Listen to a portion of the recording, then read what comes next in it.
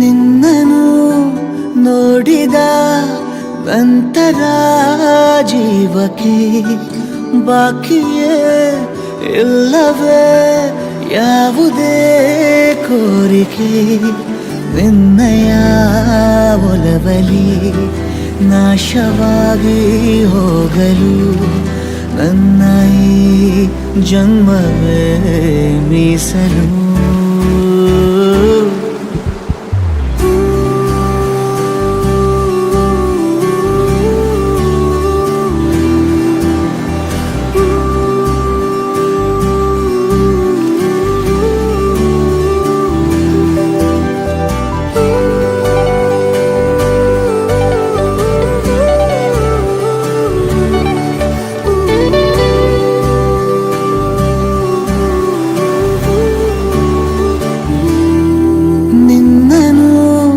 ನೋಡಿದ ನಂತರ ಜೀವಕ್ಕೆ ಬಾಕಿಯೇ ಇಲ್ಲವೇ ಯಾವುದೇ ಕೋರಿಕೆ.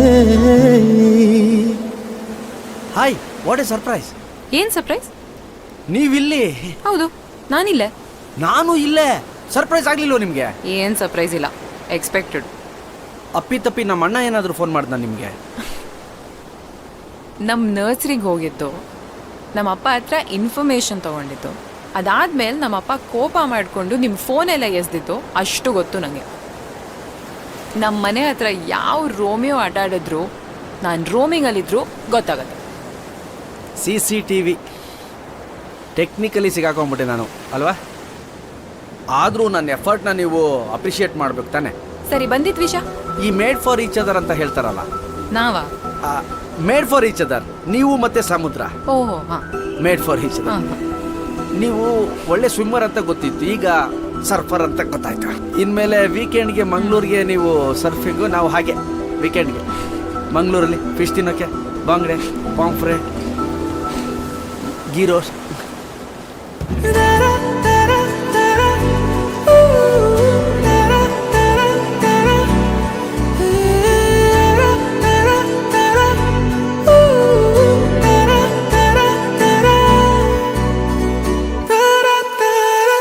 ನೀರಿನಲ್ಲಿ ನೀನು ಮೆಲ್ಲ ಪಾದ ಊರಿದೆ, ನೋಡು ಕಡಲು ನಾಚಿಕೊಂಡಿದೆ.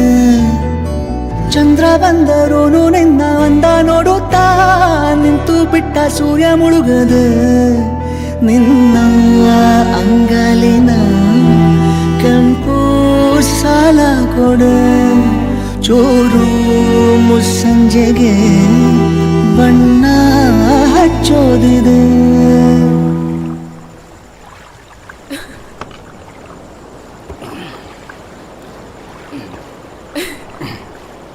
ಎಲ್ಲ ಅಭ್ಯಾಸ ಇರಬೇಕು, ಆದರೆ ಯಾವುದು ಚಟ ಆಗಬಾರ್ದು ಅಂತ ನಮ್ಮಪ್ಪ ಯಾವಾಗಲೂ ಹೇಳ್ತಾ ಇರ್ತಾರೆ. ಇದು ಪ್ರತಿ ಕಿಲೋಮೀಟ್ರಿಗೂ ಒಂದೊಂದು ಮೈಲ್ಗಲ್ಲಿರೋ ಥರ ಪ್ರತಿ ಮಾತಾರು ನಿಮ್ಮ ಅಪ್ಪನ ಬಗ್ಗೆ ಮಾತಾಡಲೇಬೇಕಾ ನೀವು? ಹೌದು, obviously. My dad is my super hero.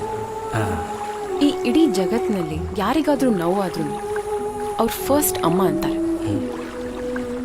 ಬಹುಶಃ ನಾನು ಒಬ್ಬಳೆ ಇರುವೆ ಕಚ್ಚಿದ್ರು ಅಪ್ಪ ಅನ್ನೋದು.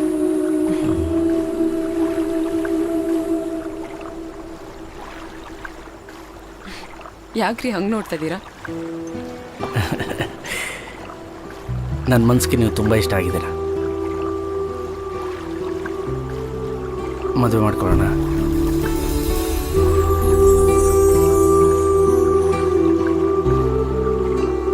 We are made for each other.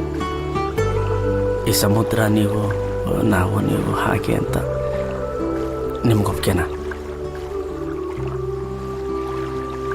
ನನ್ನ ಲೈಫಲ್ಲಿ ಒಪ್ಪಿಗೆ ಅನ್ನೋದು ನನ್ನೊಬ್ಬಳದೇ ಅಲ್ಲ. ನಂಗೋಕೆ ಆದರೂ ನಮ್ಮ ಅಪ್ಪಂಗೋಕೆ ಆಗಲೇಬೇಕು.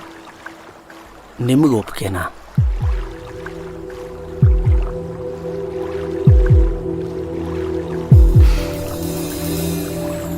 ಎಸ್.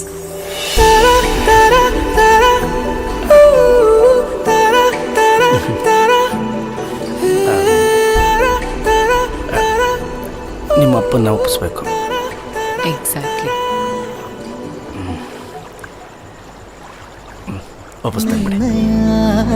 ಒಲವಲಿ ನಾಶವಾಗಿ ಹೋಗಲು ನನ್ನ ಈ ಜನ್ಮವೇ ಮೀಸಲು.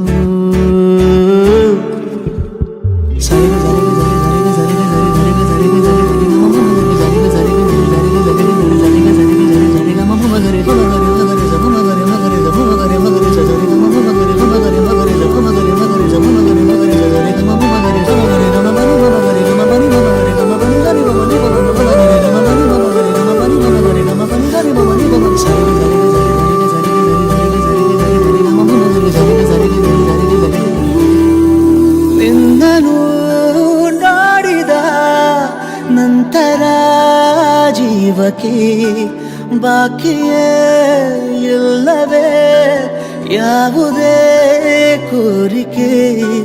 ನಿನ್ನಯ ಒಲವಲಿ ನಾಶವಾಗಿ ಹೋಗಲು ನನ್ನ ಈ ಜನ್ಮವೇ ಮೀಸಲು.